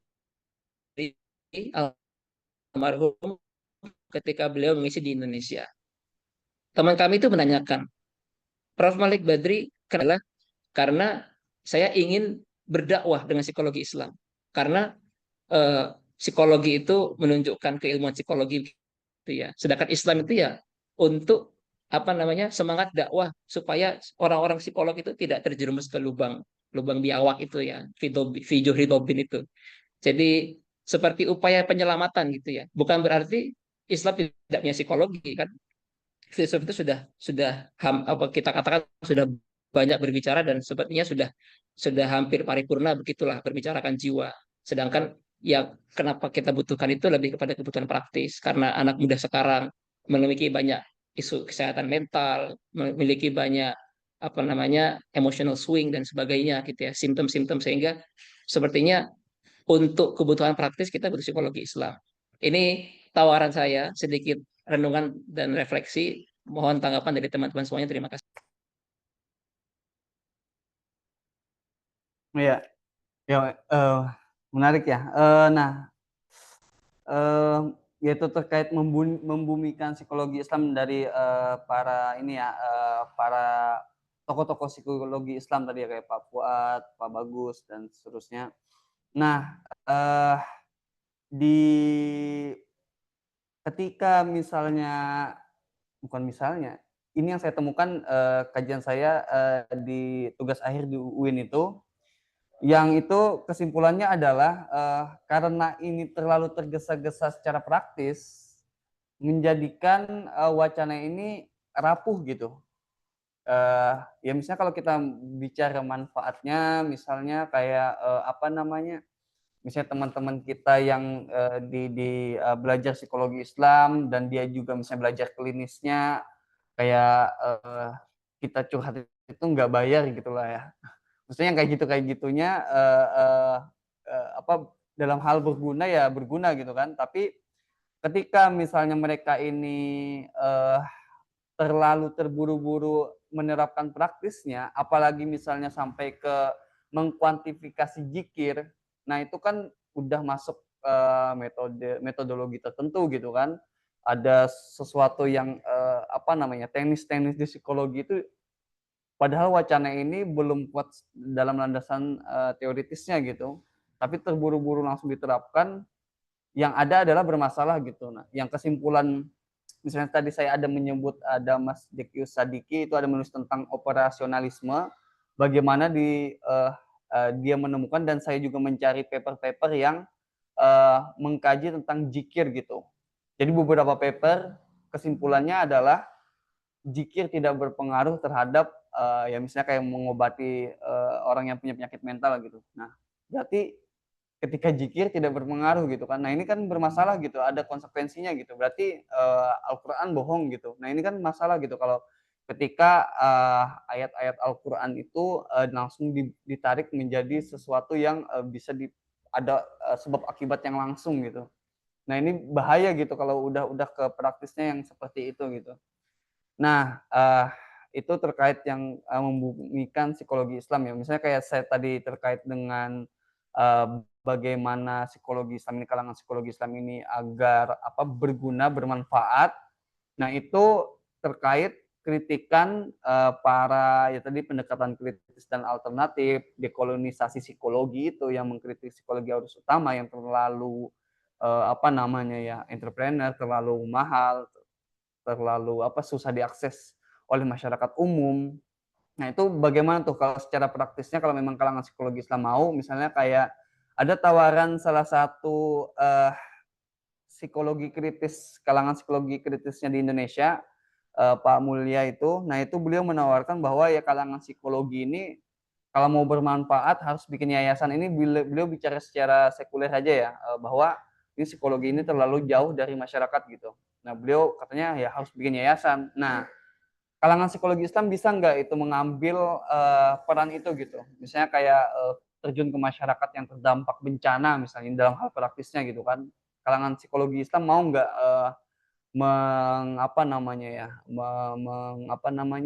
turun terjun ke lapangan gitu. Itu secara praktisnya. Tapi dalam hal wacana, nah ketika terlalu terburu-buru ke praktisnya, yang kata misalnya Mas tadi terkait dakwah ya. Nah, di tesis saya itu juga mempermasalahkan bagaimana istilah dakwah ini benar-benar dipakai untuk wacana ini gitu. Dalam artian ketika ini dilihat oleh terlihat oleh kalangan yang mengkritik integrasi ilmu, islamisasi, itu akan langsung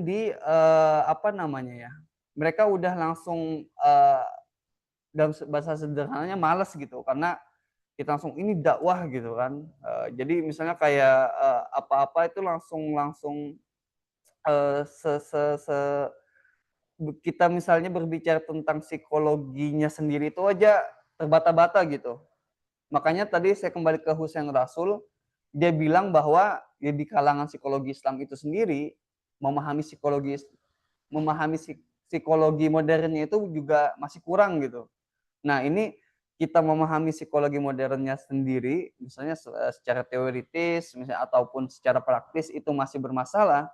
Bagaimana kita langsung membawa dakwah, misalnya dakwah dengan benar gitu loh. Sedangkan secara sekulernya aja yang Hussein Rasul katakan kalangan psikologi Islam ini bermasalah gitu. Misalnya terkait dengan zikir tadi gitu kan. Kalau misalnya kalangan yang saya baca langsung paper-paper itu tidak melihat bahwa paper sebelumnya itu zikirnya itu tidak berguna gitu. Nah, ini kan dia mencari kayak zikir yang ini di paper ini berguna, yang ini berguna. Kenapa enggak pakai data yang zikir yang tidak berguna itu gitu. Tapi malah melanjutkan yang berguna ini aja gitu. Nah, ini gimana nih terkait yang tidak, jangan-jangan dia nanti menambah sampel bahwa zikir tidak berguna gitu kan. Nah, ketika kata Hussein Rasul, ketika kita tidak saya lupa istilah akademisnya, bagaimana hanya mengambil sampel yang mendukung apa yang ingin kita katakan, cherry picking ya, ada istilah ininya di psikologinya yang ini juga beberapa di pembicaraan sekulernya di psikologi banyak melakukan ini gitu. Bahkan ada 3 profesor yang dipecat perdebatan di psikologinya aja ya. Itu banyak yang melakukan hal ini yang ini di psikologinya udah bermasalah gitu. Ini kok kalangan psikologi Islam ikut-ikutan seperti itu gitu, ngambil sampel yang mau kita katakan aja gitu kan.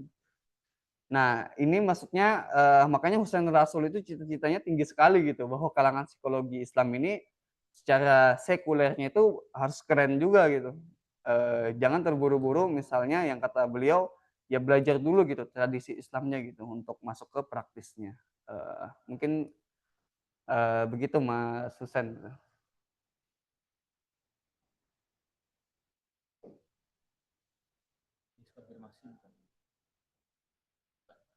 Iya ada biasnya apa ya, bla bla bla bias gitu. Iya gitulah. Iya ya itu ya. Iya berarti itu berarti. Ada lagi berarti. Oh iya, ini ada nih tanggapan dari Mbak atau Bu Faiza. Saya juga setuju bahwa urgensitas psikologi Islam saat ini adalah harus maju ke arah praktis. Psikologi Islam harus melahirkan terapi psikologi Islami yang dipatenkan atau alat-alat tes psikologi yang Islami, semisal tes kepribadian Islami atau tes IQ Islami. Oke, ada tanggapan lebih lanjut nggak? Pakai. Oh, biar yang online ikut. Ya izin menanggapi juga yang saya alami di kampus saya itu ada yang namanya Ausaf. Itu tuh kayak bukan pusat studi ya, kayak satu ya UKM binaan prodi psikologi yang ngasih kesempatan buat mahasiswa untuk bisa ya itu untuk bisa ya kayak datang ke psikologi klinis Ya, dengan konsultasi gitu ya. konsultasi, dan itu mereka sampai buka stand nawarin orang gitu. Itu Iya. dengan approach-nya tuh ya psikologi Islam, karena di kampus kami juga ada ya kayak yang cukup ahli itu Iya. Bu Uyun ya. Dan itu menurut saya itu langkah-langkah istilahnya membumikan ya benar-benar nyentuh grassroots kalangan mahasiswa yang, dan itu cukup membantu teman saya beberapa yang datang langsung pun. Meskipun penanganannya ada yang dosen langsung, ada yang mahasiswanya. Soalnya di apa ya, di klasifikasinya secara problem psikisnya segimananya. Tapi untuk secara umum ada kayak yayasan yang charity buat buka itu mungkin kurang tahu sih. Tapi secara praksis yang kayak ya benar-benar gratis juga. Saya membumikan orang yang pikirannya kan orang datang ke psikologi itu pasti keluar duit banyak gitu. Ini hanya sekedar gratis dan bahkan ditawari itu cukup bermanfaat sekali, dan ya alhamdulillah mungkin sudah tercapai sih dalam konteks di kampus saya ya. Gitu sih. Ya, yaitu misalnya kalau yang dalam hal praktisnya yang seperti itu ya, misalnya yang berguna di masyarakat, saya sekaligus menanggapi apa ini Mbak atau Mas Faiza. Nah, itu praktisnya itu lebih ke, kalau menurut saya itu lebih ke bagaimana psikolog kita yang mau orang-orang yang mau ke psikolog atau misalnya yang warga yang terdampak bencana itu kan itu butuh banget gitu misalnya agar nggak jatuh gitu kan secara mental. Nah itu bagaimana psikologi Islam itu misalnya entar ada semacam yayasan yang mungkin secara praktiknya sendiri-sendiri ya, misalnya di UII ada, misalnya di UGM kalau nggak salah juga ada gitu yang misalnya mereka membuka gratis gitu kan kalangan psikologi Islam gitu kan. Nah ini terpisah-pisah ini itu udah dilakukan gitu. Nah tapi bisa nggak ini psikologi Islam ini kan kayak sering kan simposium, sering musyawarah nasional gitu-gitu. Nah itu bisa nggak itu misalnya kayak kalau menurut saya misalnya kalau psikologi Islam mau yang secara praktis langsung itu membuat yayasan gitu untuk atas semacam yayasan atau semacamnya gitu terjun gitu ke masyarakat, misalnya membuka bagaimana psikolog dan para terapis itu bisa berdakwah itu gitu. Misalnya kayak entar dilihat tuh, misal di survei orang yang tadi itu mau berobat itu kan kayak emang misalnya rakyat miskin gitu kan, dia misalnya butuh pengobatan, apalagi misalnya sampai yang butuh obat gitu kan, ke psikiatri berarti kan. Nah itu bagaimana misalnya kalangan psikologi Islam ini bisa menyambungkan sampai ke psikiatri gitu kan.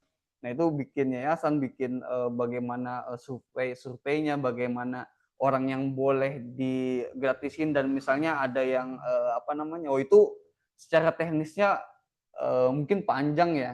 Tapi misalnya yang sudah dilakukan kan tuh banyak tuh di UI, ada di UGM yang saya tahu ada gitu kan, yang kadang bukan gratis. Nah itu kan gimana tuh biar itu yang sebagai yang disebut tadi sebagaimana kita berdakwah gitu. Jadi biar berguna nih untuk masyarakat, misalnya untuk kayak tadi terkait misalnya di jamaah tertentu yang ada gratis ke psikolog gitu.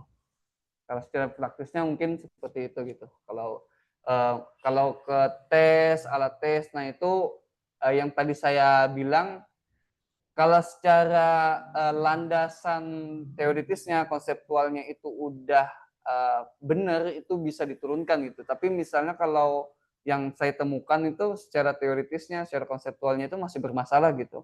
Yang ada konsekuensinya tadi, kayak zikir tidak berpengaruh terhadap apa gitu. Gitu, misalnya kalau terburu-buru untuk membuat ini sebagai alat tes, alat ada definisi operasionalnya gitu. Gitu. Oke, baik. Ada tambahan lagi mungkin? Luring maupun daring. Tadi kayaknya Mbak Musfira angkat tangan deh. Wah, ini Mbak Vira mantep nih. Ini yang orang UGM langsung. Bismillahirrahmanirrahim. Sebenarnya lama tidak diskusi ya sama TSI dan Aan juga ya. Sebenarnya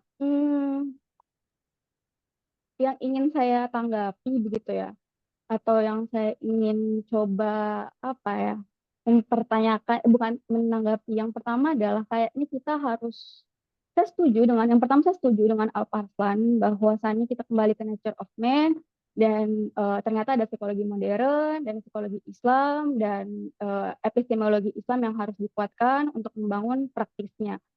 Tapi yang saya ingin coba memahami, barangkali sependek yang saya tahu, kebanyakan dari kita itu tidak bisa membedakan apa itu teori psikologi yang diislamisasikan dan bagaimana praktik atau terapi yang modern atau Islam. Jadi kita seolah-olah masih dikotomis.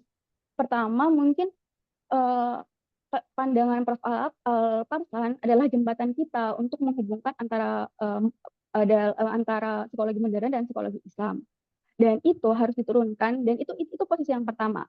Dan selanjutnya di posisi kedua adalah bagaimana teori-teori di psikologi. Tentu ketika kita membangun teori di psikologi yang psikologi sebagai sains, itu pasti tidak akan jauh berbeda dengan psikologi-psikologi yang barat atau sekuler seperti itu. Hanya memang akan membantu kita melihat keperilakuan umat muslim, sehingga keperilakuan umat muslim itu dapat menjadi sebuah pengetahuan yang juga diafirmasi. Namun hal tersebut itu tidak canggih. Jadi itu setelah langkah pertama, langkah kedua, tapi langkah ketiga itu tidak canggih untuk menghadapi masalah psikologi yang ke depan, misalnya tentang indigenous psikologi, itu tidak mampu karena nanti akan jatuh kepada pluralisme terhadap agama-agama yang menawarkan spiritual itu diafirmasi, sehingga Islam yang sebagai agama fitrah dan memang dia adalah agama atau din yang bisa mengafirmasi diri kita sebagai seutuhnya manusia, nah itu akan terlupakan. Nah itu yang ketiga, tahapan ketiga. Nah tahapan ketiga inilah yang akan diturunkan dengan tanggapan, dan kebanyakan dari kita itu masih baru di tanggapan ketiga, belum sampai ke pemahamannya Prof. Alp-Arslan. Nah apa contohnya? Kita berusaha untuk bertanya-tanya tentang modern. Misalnya apakah ada pengaruh jin. Ada buku Prof. Malik Badri misalnya Cyber Counseling for Muslim Client. Beliau menjawab tentang apakah psikosofrenia itu adalah kerasukan jin seperti itu.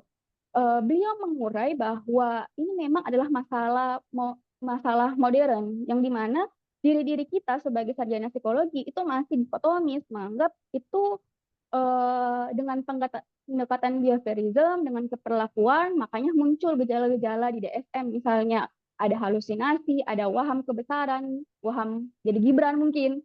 Nah jadi kayak itu adalah sesuatu hal yang dilihat seperti itu menjadi gejala. Dan apakah itu Islam? Ya itu tetap Islam, tapi masih tahapan keperilakuan. Dan itu juga bagian dari psikologi Islam. Nah, itu yang pertama. Kita gejala-gejala seperti itu, tapi kita tidak terjerumus dengan pendekatan behaviorism untuk mendiagnosis. Bahkan Prof. Malik Badri di bukunya bahwa selanjutnya kita sebagai muslim bagaimana memandang skizofrenia? Ya kita seharusnya tidak menolak adanya pengaruh spiritual, bahwa eksistensi jin sebagai makhluk yang diciptakan Allah itu ada. Nah, ini bagaimana kita kan kalau dari kan itu nggak mengakui ya. Nah, kita ini bagaimana kita mengaku itu?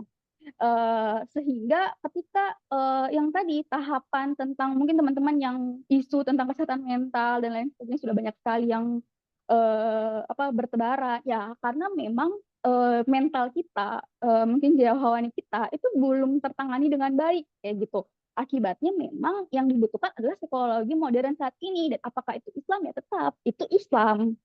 Seperti itu kan, itu ilmu pengetahuan yang Allah juga kasih gitu loh. Nah jadi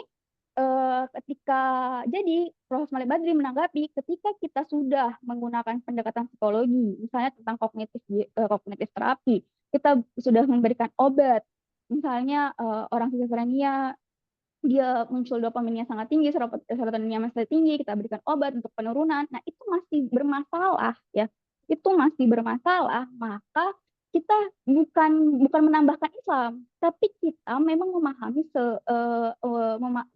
walaupun tidak ada ataupun ada misalnya gini, kalau misalnya tidak tertangani, ya udah kita pakai psikologi Islam. Misalnya psikologi Islam adalah di ruqyah kayak gitu. Ya itu harus dipilih. Tapi kalaupun memang sudah selesai tentang drugs dengan pendekatan kognitif juga selesai, tetap Islam lagi. Mungkin bentuknya bukan ruqyah, bentuknya adalah bagaimana seseorang tersebut bisa ikut syariat. Nah, bisa dia ikut syariat. Jadi kan ikut syariat di sini adalah misalnya kayak siapa psikolog terbaik, psikolog terbaik kan Nabi ya biasanya bilang kayak gitu.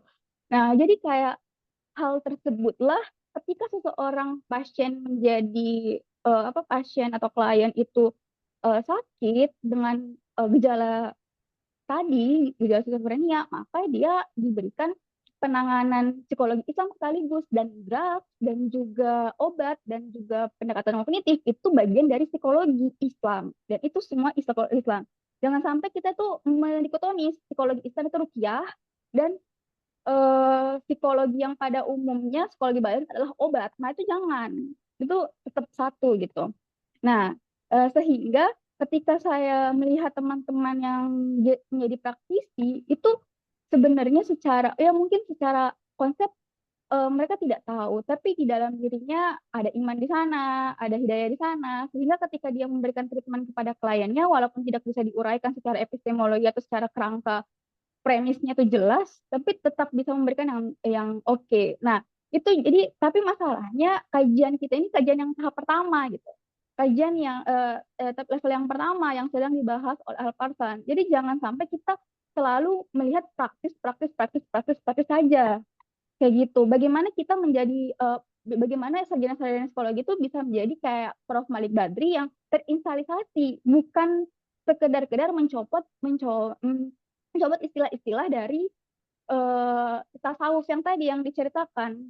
Nah, bagaimana mutmainah, amarah dan lain sebagainya, itu jangan sampai kita mengkomparasikan dengan teori id, ego, super ego. Tapi sebelum sampai ke sana, si sarjana psikologi Islam itu harus mengafirmasi dulu sebagai Islamnya, sebagai dirinya dulu sebagai seorang muslim. Nah, itu yang harusnya menjadi telaah ya. yang sehingga tidak hanya berputar antara praktisi, teori ya, ini tinggal didudukan aja gitu, tinggal didudukan aja. Dan apakah harus baca turos dan lain sebagainya? Tentu. Tapi kita di tahap mana? Kalau kita di tahap praktisi mungkin tidak harus. Tapi ketika kita membuat teori, nah ini yang harus diperhitungkan seperti itu. Dan lagi-lagi teori itu akan terikat oleh Barat. Nah, terikat oleh sains dari Barat. Nah ini yang harus dipahami juga. Jadi sehingga semua penjabaran ini tuh harus dituduhkan Prof. Alparslan di mana apa tanggapannya sampai teman-teman yang psikolog misalnya itu di bagian pemberian terapi itu tahu gitu untuk memberikannya. Contohnya tadi dengan Prof. Tanggapan Prof. Malit tadi. Terima kasih.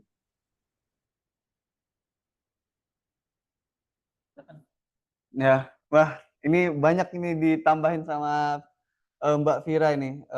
Ya karena bacaan saya terkait Prof. Malik Badri, tulisan Prof. Malik Badri maksudnya. Nah itu mungkin terbatas ya. Misalnya kayak Mbak Vira tadi banyak menjelaskan bagaimana Prof. Malik Badri itu yang apa namanya ya, ya psikologi Islam bagaimana terlihat itu ya kayak mana Prof. Malik Badri menerapkannya ya. Yang tadi itu terkait skizofrenia dan jin gitu-gitu kan. Nah itu apa namanya ya. Nah kalangan psikologi Islam itu secara apa namanya kayak Prof. Malik Badri itu bisa nggak udah kayak beliau juga kan banyak tuh apa namanya pasien-pasiennya itu bukan muslim gitu. Nah, tapi beliau bisa mengobati dengan beliau sebagai muslim yang bahkan yang disebut pertama sebagai mengusung psikologi Islam kan. Nah, tapi beliau bukan misalnya kayak alat-alat tes yang betul-betul dikuantifikasi itu gitu, tapi beliau dalam apa namanya ya, dalam praktiknya itu sudah terjelma gitu ya, karena beliau secara teoritisnya juga udah memahami gitu. Nah, tapi bagaimana tuh kita apa namanya ya, menjadi seperti Prof. Malik Badri itu kan. Nah, itu yang kata Vira tadi ada tahap-tahapannya tuh. Nah, Alparslan ini di tahap mana nih? Ya di tahap yang awal tadi berarti tentunya kan apa namanya? Belum sampai yang praktiknya gitu. Terima kasih Mbak Vira. Ini Ntar juga nih dari apa? Ini nggak tahu siapa ya, tapi terus namanya sih Oppo A15. Untuk menanggapi, sebelum menerapkan ke konteks yang lebih praktis di tengah-tengah masyarakat, sebenarnya dalam konsep Islam sangat jelas.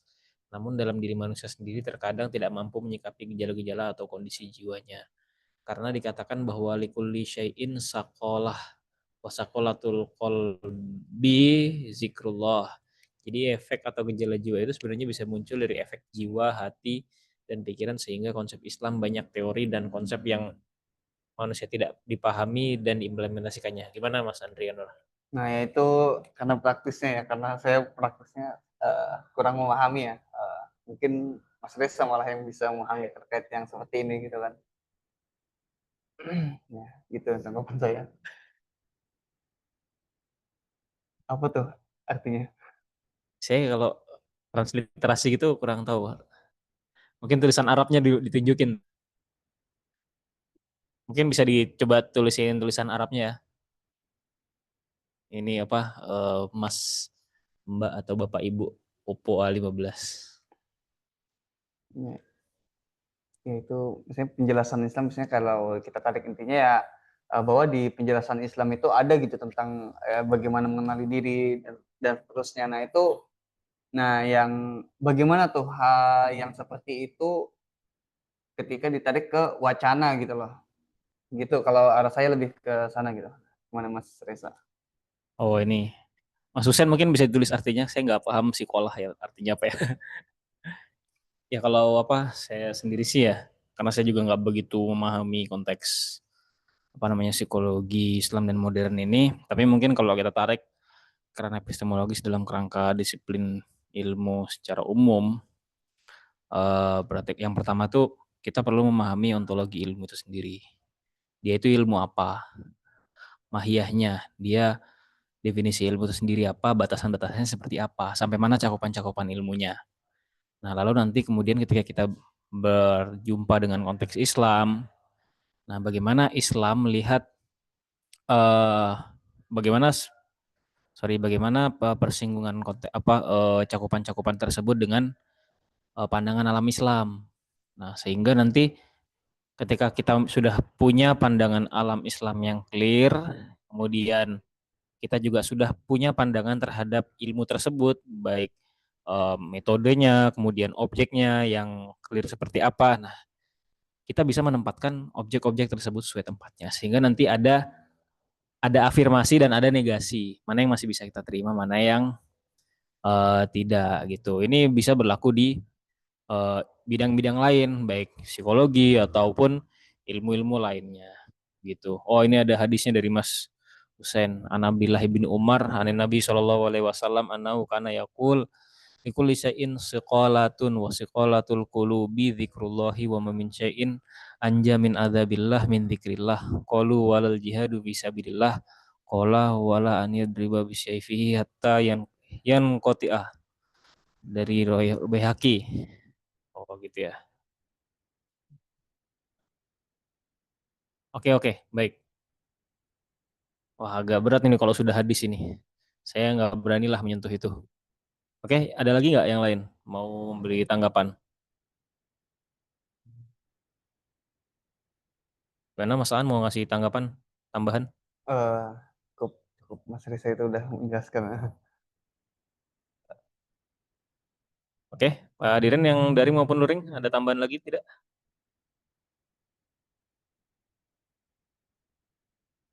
Oke, jika tidak ada mungkin bisa kita cukupkan. Jadi itu tadi ya itu tanggapan dari saya sendiri. Jadi saya tidak menyoroti psikologinya secara spesifik, tapi lebih ke disiplin ilmu secara umum gitu loh. Jadi sebagai seorang Muslim yang pertama kali yang harus ada ya pandangan yang utuh terhadap realitas. Jadi ilmu apapun itu yang kita jumpai kemudian kita bisa pilah dan pilih gitu. Mana yang masih bisa sesuai, mana yang bisa kita gunakan terlebih dahulu dan mana batasan penggunaannya sehingga tidak muncul kebingungan yang lebih lanjut gitu kalau dari saya. Oke, baik semoga diskusi kita tidak hanya berhenti pada malam hari ini ya. Masih bisa ada diskusi-diskusi selanjutnya baik luring maupun daring atau langsung bertemu dengan pemateri di Yogyakarta atau bisa juga dengan menghubungi pemateri silakan. Oke, kita tutup majelis Bentala Syuhada pada malam ini dengan bersama membaca hamdalah alhamdulillahirabbil alamin dan doa kafaratul majelis subhanakallahumma bihamdika asyhadu an la ilaha illa anta astaghfiruka wa atubu ilaik. Sekian, wassalamualaikum warahmatullahi wabarakatuh. Waalaikumsalam warahmatullahi wabarakatuh.